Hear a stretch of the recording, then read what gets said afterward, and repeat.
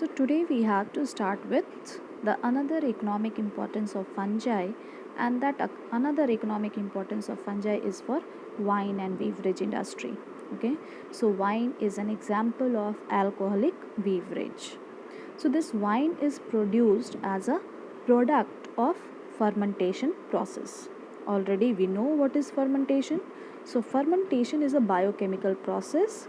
It is performed by the microorganisms like yeast or bacteria, which will break down the carbohydrates and will produce the simple products like ethanol or lactic acid.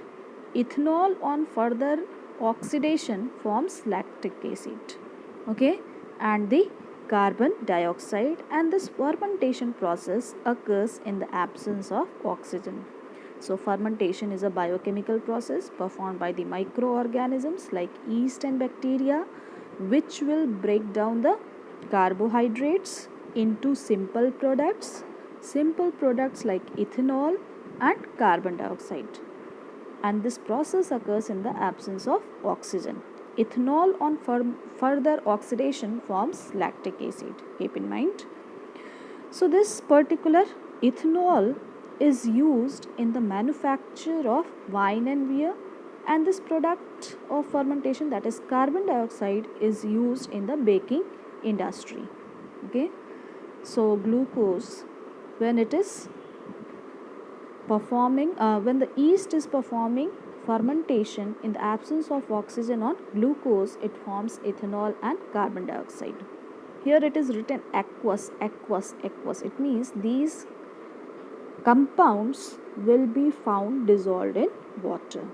Okay, then yeast in the production of alcohol. Yeast is used to make alcoholic beverages such as beer, wine, rum, whiskey and vodka. What happens in this? During fermentation, the anaerobic respiration in the yeast cell converts the glucose into ethanol, and this process is occurring in the absence of oxygen. Okay, the amount of ethanol produced is limited as alcohol becomes toxic to microorganisms at certain concentration. For example, if the ethanol level reaches to the 12% of the solution, the concentration of alcohol in the solution, if it reaches to 12%, then it will show the killing effect on the yeast. Okay, so that is why it is said that the ethanol produced in limited as alcohol becomes toxic for the microorganisms at certain concentrations. So this glucose is obtained from different natural sources. Okay, it may be molasses, it may be grapes, it may be any other natural sources. Okay, for example, in wine making, natural sugar in the grapes form the source of energy for the yeast. Okay, now we have to see glucose is converted into pyruvate, that is a 3 carbon compound. Glucose is a 6 carbon compound. This on further fermentation by Saccharomyces cerevisiae. Which yeast? Saccharomyces cerevisiae will convert it either into beer or wine or bread. So ethanol is used for the beer there is ethanol and carbon dioxide, so that is why this lather formation is there.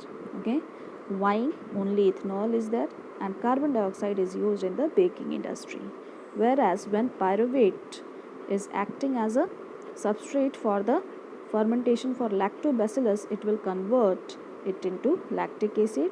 Aspergillus is another type of fungi which converts the lactic acid into soya sauce.